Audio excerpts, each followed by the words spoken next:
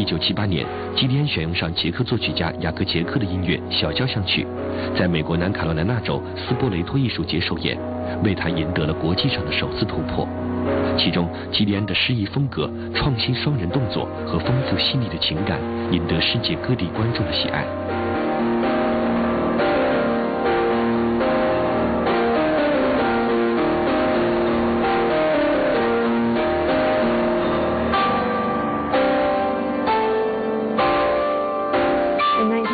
We read that that was when NDT made its first big mark in the dance world, with a piece of work that went to the Americas.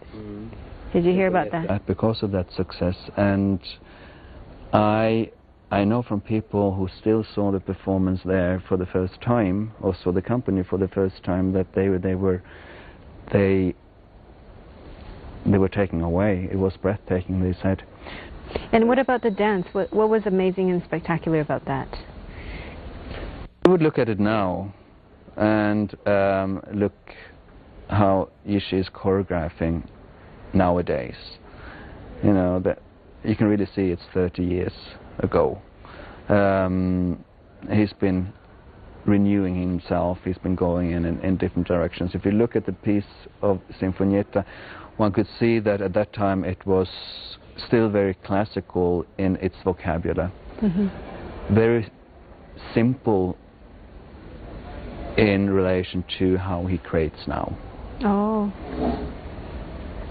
Okay, so that was a lot of classical jumps and running and heroic poses, and but it's a beautiful piece, though. It is. 1983年，基里安为了让荷兰舞蹈剧场表演出更为真切的作品，他亲自探访澳洲原住民，从中获得灵感，创作出了名作《重堕大地》，更是一鸣惊人。不仅表现出了现代舞的美，更是体现了他对人类由衷的关怀和不分种族肤色的态度。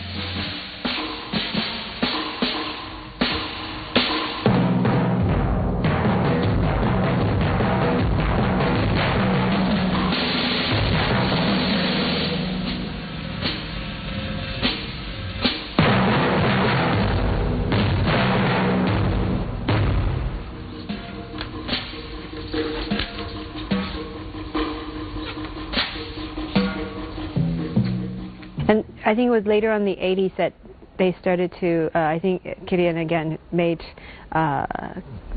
pieces from Aboriginal inspired work from that Australia. Period also, yeah, I had that period Tell also. Tell us about that period. Well, I think he took a time out, and I think it was in connection with a trip he was doing down to Australia, and he went out to do research, be among Aboriginals in Australia, and by that he actually got inspired, and there are like a few pieces where you can see traces of that.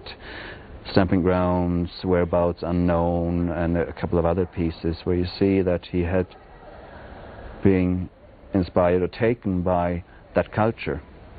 Is it similar today with choreographers? Because we see that in the beginnings of modern dance, there was inspiration from Egyptian, Mexican, African, Oriental roots, or Greek. Yeah, we mentioned Isadora Duncan before now. If you go back to Nijinsky also, how he got inspired by doing his trips to Acropolis, etc.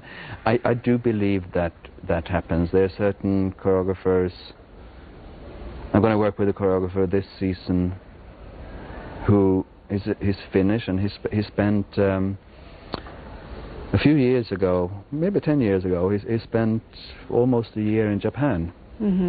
And he got very inspired by the Buto dancing. And you can see traces of that, but you can also see traces of new cultures that are developing.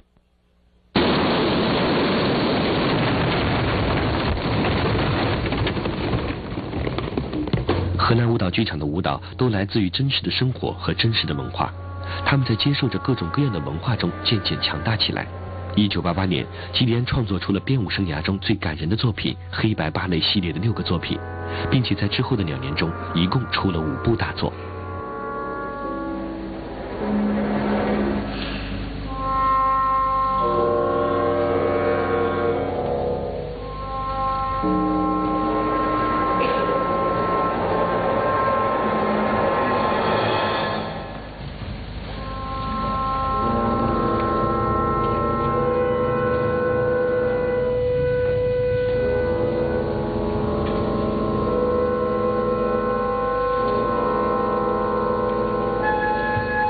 What about the black and white ballet period for Kerlian?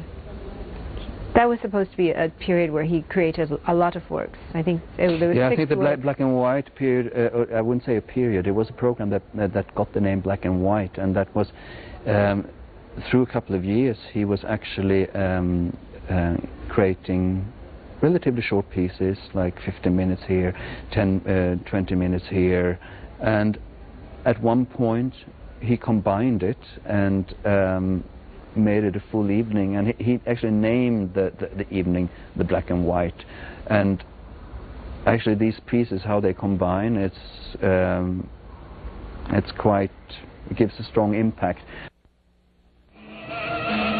1999年，基里安为了专心创作，辞去了荷兰舞蹈剧场艺术总监的职位，从事该剧团的编舞工作，一直至今。据说，基里安已宣布将于明年结束他与荷兰舞蹈剧场长达30余年的合作岁月。这支世界上最豪华的现代舞团队将何去何从？这是否也预示着豪放不羁的现代舞将随着这支团队进入一个冰封期？下节回来。